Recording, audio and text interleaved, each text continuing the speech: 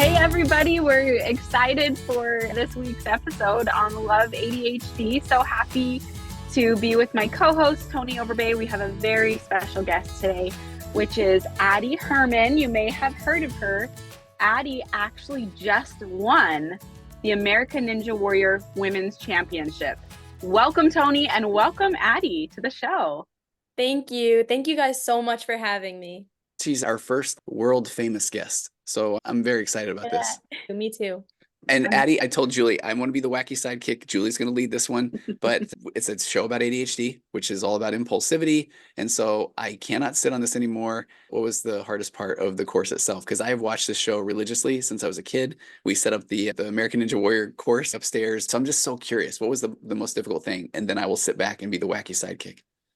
That is such a good question. Okay. Yeah, no, that's a good question because I feel like a lot of people do watch the show and it's either like, I could never do that or, oh, I could do that. Like, that's so easy. Some people definitely have that reaction.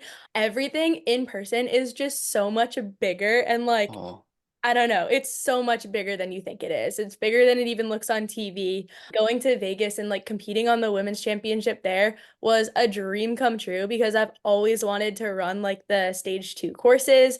So we obviously got to run that and it was so exciting.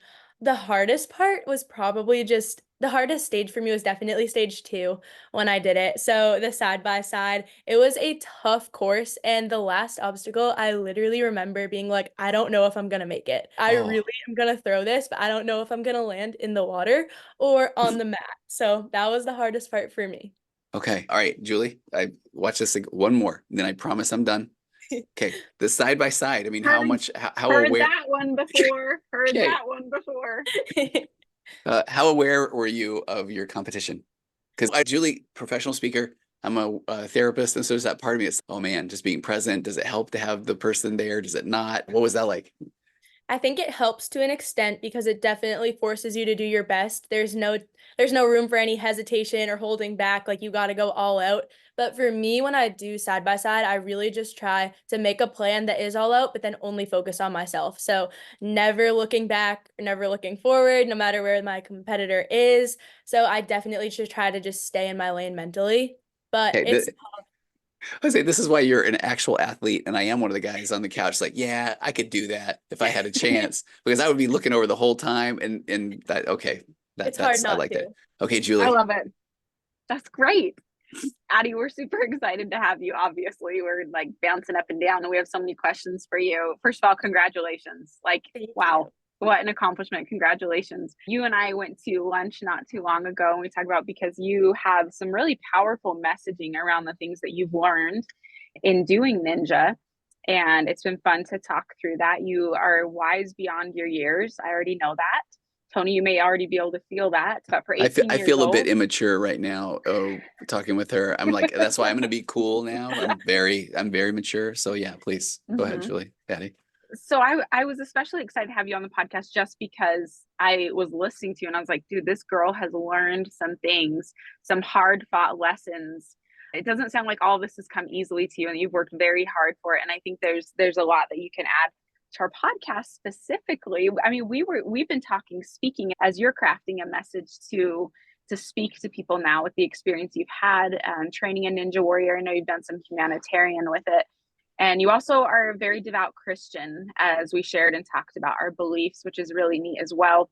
What I didn't know, as you and I have talked and as we've talked about professional speaking and things, which is how you and I met through a mutual friend, what I didn't know is that you also had ADHD.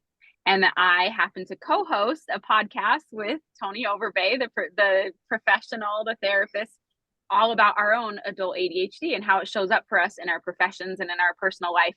So will you take us on a little bit of a journey of when you first realized or were diagnosed with ADHD and the impacts it's had as you trained for American Ninja Warrior?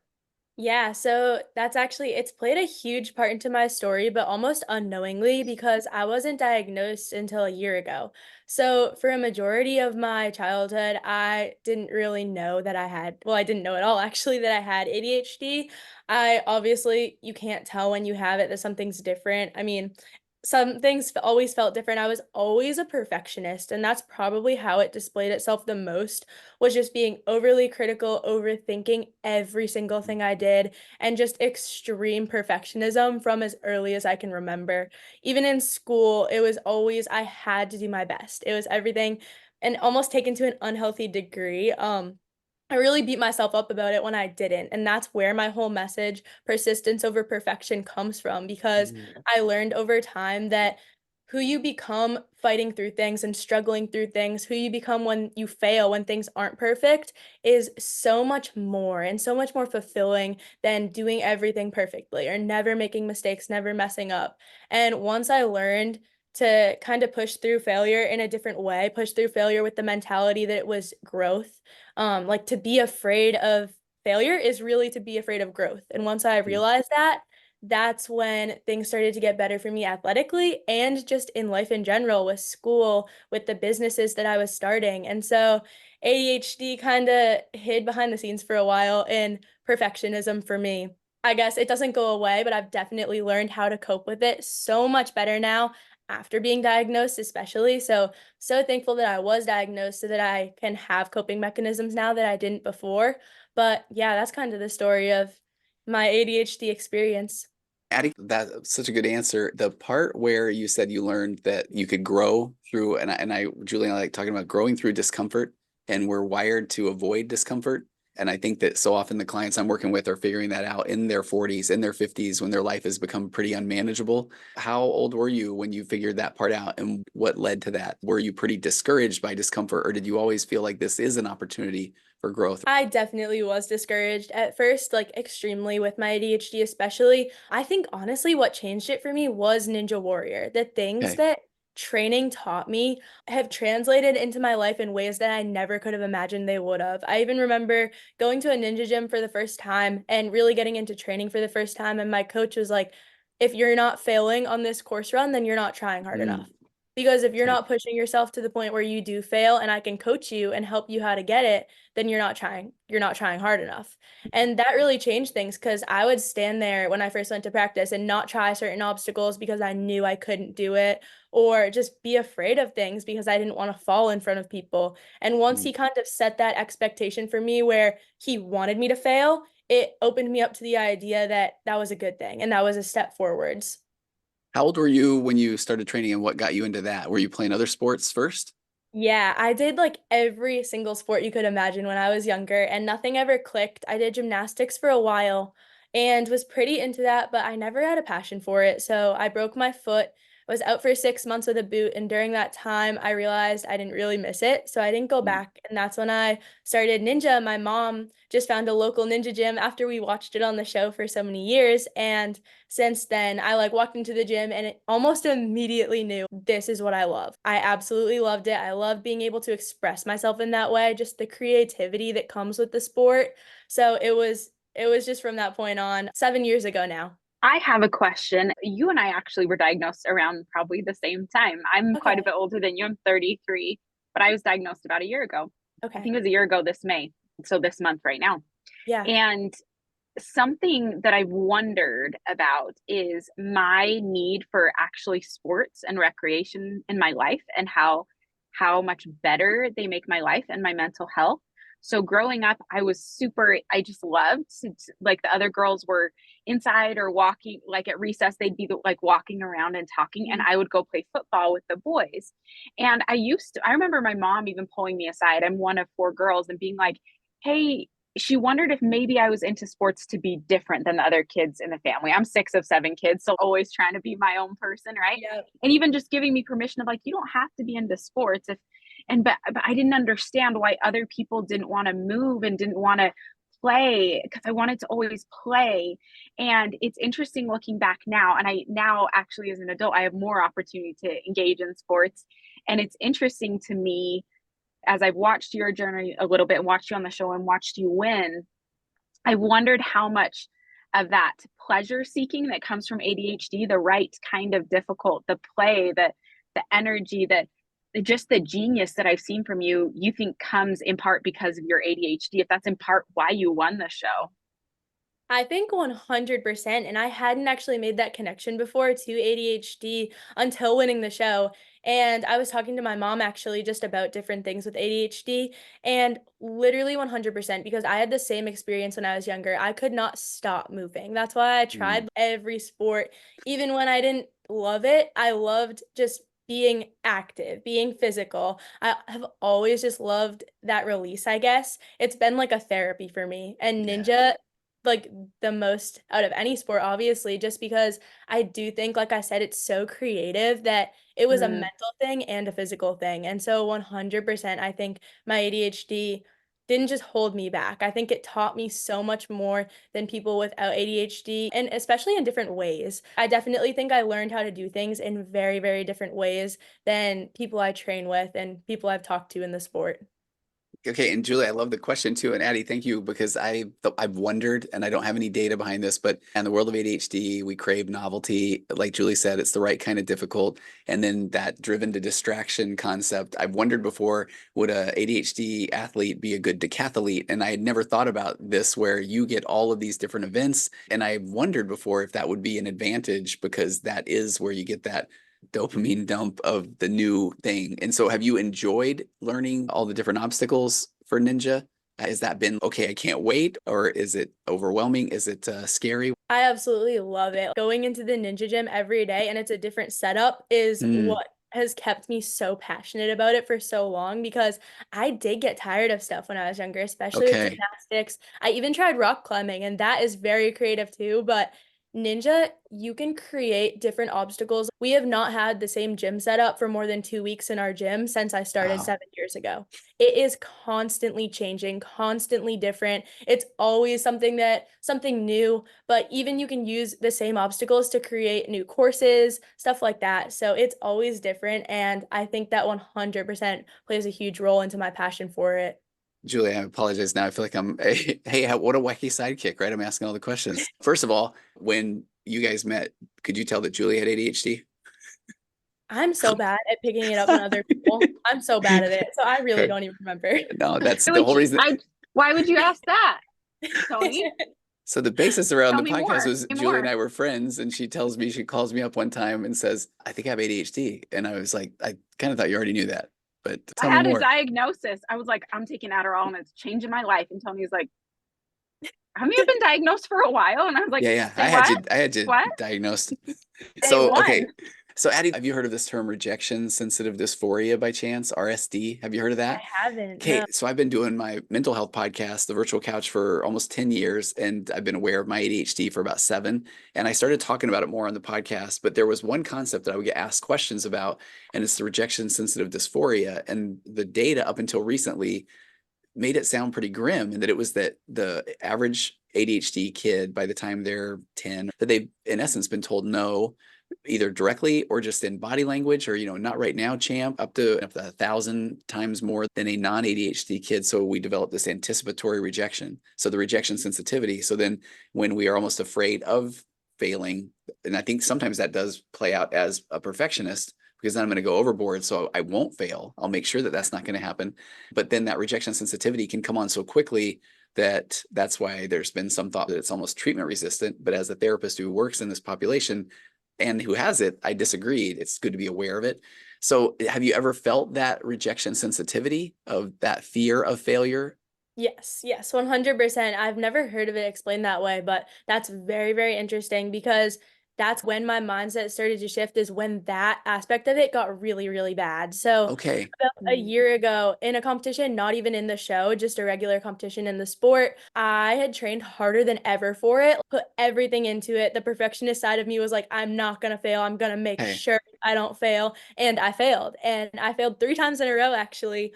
And I had one more race. And that's when it was so bad. I was like, I don't even want to do this anymore. I had never gotten to that point before. And someone said to me, I don't even remember who, but remember why you started this in the first place. And remembering the passion that I had for it in the beginning, I realized that my identity was completely in the wrong spot. So I had put my whole identity in the show. So when I failed, sorry, not the show, ninja in general. So when I failed that competition in ninja, I considered myself a failure because I failed that. Yeah. And so that whole identity thing, and feeling like I couldn't. I tried so hard to win. I tried my best. The perfectionist in me was doing everything I could and I still failed. I definitely felt that. And that was kind of their turning point where I was like, okay, I need to put my identity in something permanent, something that can't be taken away. And that's when I can succeed in my sport and outside of my sport. And it's not going to destroy me when it doesn't go well. Okay. Addie's wise beyond her years. I mean, that Wait, one. Okay, Julie, you first. You first. Okay. Wacky sidekick here, because Tony's the host now. No, I'm just kidding. I'm just playing. I'm just playing. Now I feel rejection sensitivity. I will leave now. Tony, you're my favorite. Okay. You're very nice. Thank you. That's what I wanted was validation. I know. Here's the thing. When we sat down and ate lunch, that right there, that little monologue that Addy just gave was for me when I was like sold. I was just like, this girl.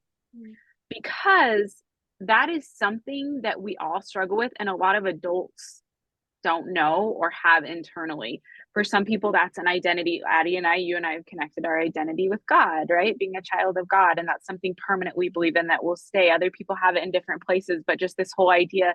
I love that as a champion, literally you just won American Ninja Warrior Women's Championship. You are the winner. You are the champion. You are using this message of don't put your identity into a sport, into an activity like this that can change, that isn't permanent. I think that's so powerful because it seems like from what you're saying, correct me if I'm wrong, but it's actually not putting your identity into it is what actually propelled you to be able to win. Yes, 100%. Because the stakes weren't so high that you quit, right? Yeah, and I remember so vividly on the women's championship going into it and having the most fun time ever. I went into it and it wasn't, you have to do this, you have to win, you have to clear. It was, I can't believe I get to do this. I can't believe that I get to be on a TV show right now competing in what I love most. And that changed everything because there have been times where I put my identity in my sport and won and it still felt empty. Even if you put your identity in that temporary thing and you succeed or you reach that goal, it's gonna be empty when you get there. It's not gonna be fulfilling because your identity, who you actually are, is so much more than something that isn't permanent. It's so much more than some temporary goal. What I love about this is I work with so many people that do the what's wrong with me, I'm broken. And I love talking about this concept of where, well, you're not broken, you're human, and you're the only one of you that's ever walked the face of the earth with all of your nature, nurture, and birth order, and abandonment and DNA and rejection and hopes and fears. And so you think and feel the way you do because you do. And that part where we beat ourselves up is just such a, Julie and I call it a waste of emotional calories and time, where instead of finding that sense of purpose. And there's a quote that I love that it's the strongest force in the human personality is to act in alignment with how you see yourself. So however you identify yourself, you'll find a way back to your home base. And so, I love when I'll work with people that maybe are struggling with turning to unhealthy coping mechanisms or addictions. And if they say, I am an addict, well, then they might be doing well for a while, but they're like, but, I'll return to my home base if I'm an addict. And I love I'm a child of God. So then I might struggle with some things in life, but when I return to home base, I'm a child of God. And so when people put their identity as that is their home base, and it is based on a thing that can change in an instant, then it is pretty sandy soil, I think, for the foundation. And that's where, man, Addy, I figured that out that as a practicing therapist in my 50s. So that's a gift to be able to figure that out where you're at. Yeah, no, it's been so helpful because I think because my identity now is, it always was. I always would have said I am a child of God, but because that is my firm foundation of an identity now, I know that God, he made me intentionally, and he made me intentionally with ADHD. And so that just gives me so much hope that I can use that I'm meant to use that that's a part of my journey for a reason. So I'm not going to let it hold me back. I'm not going to use it as an excuse for I can't do this, but say I can do this and I have ADHD and you can too.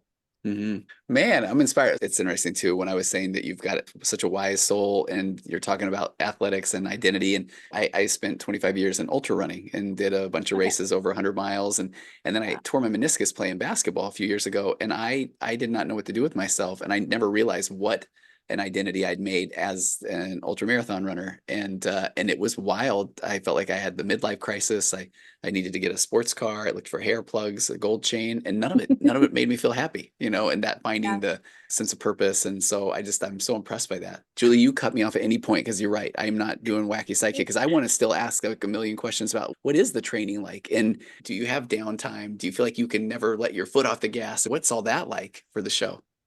Yeah, I've always kept it to where I never want to feel like a slave to my sport. I never want to feel like I have to meet certain things because I love it so much, and because I am naturally very competitive and driven. I do it all the time. So it's always been a joy, even though it's hard. It is hard work. My coach will have us running sprints till we puke, but I still love it because I love that goal. I love that feeling. I love that adrenaline. That's something I've always loved. So right now, it's the off season, and I'm training 5 days a week right now in Ninja. And then I go to a regular gym in the morning before Ninja 3 times a week.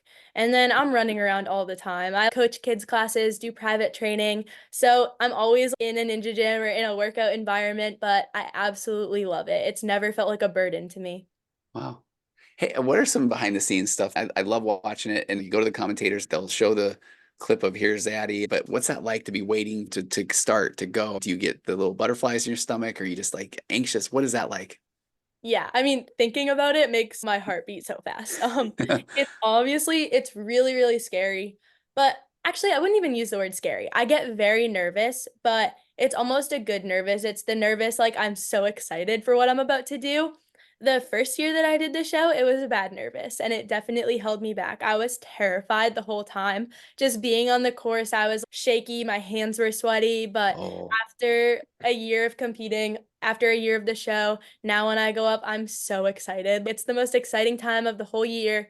All my friends are there. We have an amazing community in Ninja. Everyone's so supportive of each other. So you literally walk off from hugging your friends and them telling you good luck, get to go to the course, and then run down to your friends and family on the sideline. It's just an amazing experience overall. Man, we're so happy for you. So excited. Aw, thank Tony you. is so happy right now, aren't you? I just want to keep, yeah, I am. I mean, because I'm living vicariously through now my new best friend, Addy. I knew this is me taking credit for this, but I just knew when I met you, I think I told Addy, back me up here, that I was like, Tony's gonna love you. He's Yeah, gonna you did. like, I was like, you guys are besties forever. I'm not like, I don't even need to ask him permission. I know he'll want you on the show. I know. He's so excited. Yeah. And so now I just want to know, you just said hands sweaty. I mean, now here comes, I feel like we just need to do ADHD train of thought, Okay. Did you think Eminem, hands sweaty, mom spaghetti? Oh, mom spaghetti on his sweater already. No. man, I'm disappointed in myself. I should have. know. Okay. Did you think that, Addy? Are you? I didn't either. I should have, though. Yeah, exactly. Okay, but honest to goodness, I have this phrase in therapy that I say and I love. It's the I don't know what I don't know. And so then that leads me to, I can be talking to a cashier or somebody at the drive-through and you want that connection. So it's like, hey, tell me something I don't know that I don't know about your job. And you get to learn so many things about it. Like I'll tell you one as a therapist, boy, don't eat bean burritos or anything when you're going to be sitting there in a room for 50 minutes with the doors closed and a lack of circulation with the air. I mean, there's who knows that? So what do we not know that we don't know about the show, about you competing? I guess people always see the backstories on this show, like the cool segments that they give people. I love But those. actually filming that is so much fun. So that's like one of my favorite parts about the whole experience, because we get to the hotel and stuff, and then we have B-roll, we have hero shots and stuff, and it's so fun. You're with all your friends filming cool shots. They're telling you to do different things. There's like gladiator shots, and the set for semifinals is actually in LA. So last year on season 15, it's in LA, and it's so much fun because you're at Universal Studios doing all of this. So I guess just like everything about the show that's not even running the courses, people don't even see how much fun that all is too. Do you get to go through a lot of warm-ups or practice rounds, or do you have to hit that cold, or what's that like? Yeah, so we don't get to practice anything on the course before we go. They give us a warm-up area. So we have bars. Sometimes people will bring a ring or holds and stuff, but it's mostly just bars. So we get a good warm-up in, but you do not get to practice any obstacles. Unbelievable. Do you get to see it before? The day before, they give you a walkthrough, but not too far because then people would set it up at their regular gyms and stuff. So just while you're there. Wow. Oh, but the hands sweaty. Hands sweaty though. Are they sweaty on bars? I think that would be so hard. Yeah. My hands get super sweaty. That's one of the hardest parts about the show for me. Also, you are on the upcoming season of Mm. Ninja, and that is super exciting. You're going to be competing with a much bigger age group, men and women, correct? Yes. How are you feeling about that? How's the training going for that? And are you feeling pumped? Yeah, I'm so excited. I can't wait. It's honestly just the most exciting, most fun time of the year. So anytime there's a new season, I'm so excited. Obviously training more than normal, but it's going to be awesome. It airs in June. Woohoo! June, so just next month. That's amazing. Yes, very and soon. You, how many seasons have you been on of Ninja? So this upcoming one will be my 4th one. Season 16 is my 4th season. And then I actually did 2 years on American Ninja Warrior Junior too, which a lot of people don't even know. But that was way back in the day. I think I was 12 when I did that. How'd you do back in the day? I got to the semifinal round both times. So I got to the Sweet 16 is what they called it both times. Is there smack talking going on between competitors? Is everybody very, very kind? What's that like? It's like the ninja community is the most amazing community I've ever been a part of. I'll be running against someone. It'll be me and this person, final race, and they'll be like, good luck, do your best, you're gonna crush it. It is so supportive and encouraging, and I think we all want each other to do our best because we all want that higher level of competition. We all want to be able to push ourselves, and to do that, your opponent has to be going as fast as they can too. And so it's because of that, it's grown this community so much. I've been a part of the sport outside the show for 7 years now, and watching it grow into what it is now has been amazing. It's incredible. This is why I'm not an athlete, Julie, like a pro athlete, because I'm sitting there thinking, okay, yeah, oh yeah, I want them all to go fast to push me. No, I want somebody to fall down so I can win. And well, I mean, even that sometimes too. But. Okay. Our podcast, if we could go 5 minutes without making fun of each other, you know, like yeah, I don't know if it's our rejection sensitivity or what, but like I'll reject you before you reject me, Julie. I'll leave you so I can't be left. Peace. Exactly. Like that's right. Perfectly normal. Awesome. Super mature. Awesome. Okay, Addy. Well, it's been so fun to have you. Tony, unless you have any other questions. Well, it's okay. Time. Yes, we do need to. And I have clients and all those things. You're right. Okay, but let me ask. Okay, but then I'm gonna have her, and then I'm gonna do the note thing with her. Okay. Oh, okay, and I will try to not make fun of any of that. Okay, so I'm very curious too about the fueling, the food. You have to be, you're phenomenal shape watching you on the show. Can you just eat anything you want? Are you burning 10,000 calories a day like a Michael Phelps? I mean, yeah, we burn a lot of calories doing Ninja. It's a lot, but this is actually something that is a super good point that has to do with the ADHD too. Is a few years ago, in my whole perfectionism and obsessing over about things, I got super, super obsessed with food and nutrition to a very unhealthy degree. And it actually hurt me a lot in my sport. I tracked all my calories, like to the butter that I put on the pan to heat stuff up. Wow. To every single thing. I'd pour lemonade mix in my water and measure out the grams. It was just bad. And it started from me just wanting to see what I ate, eat more protein, build more muscle. So it was a very good normal spot, but it just got bad so fast. And this is probably 3 years ago now. And I ended up losing so much muscle, and it did not help me at all. So from there, I recovered completely from that and just that obsessiveness over it. I don't count calories or anything. And I had a nutritionist who helped me so much, and she told me, focus on what makes you feel good. So now whole foods are what make me feel good. So I try my best to just eat whole foods, like unprocessed foods really, but I also love ice cream. I love cookies. So I'll have that every once in a while. And since shifting the focus on a list of you have to stay under this calories and eat this much protein to now focus on what makes your training feel good. Focus on what makes you feel strong and what gives you the most effective training. It's been so much better and so freeing too, because I can go have ice cream with my friends and then eat whole foods and I'll be good for training. So it's been so much better since then, but that did mess me up for a while. Well, I appreciate you sharing that too. And I'm curious too, are you pretty good with sleep? And I'll take you my train of thought, not even trying to crack jokes, but medication has been an incredible benefit for me. And the data about medicating with ADHD is it's one of the most effective medications versus antidepressants or anti-anxiety medications, just from an efficacy standpoint. But then I also know it zaps appetite. That can be a problem, and sleep. And then I often hear people talk about when they do get more sleep, they get exercise, that then they almost feel as if they aren't as reliant on the medication. So I don't know if you've had any experiences like that.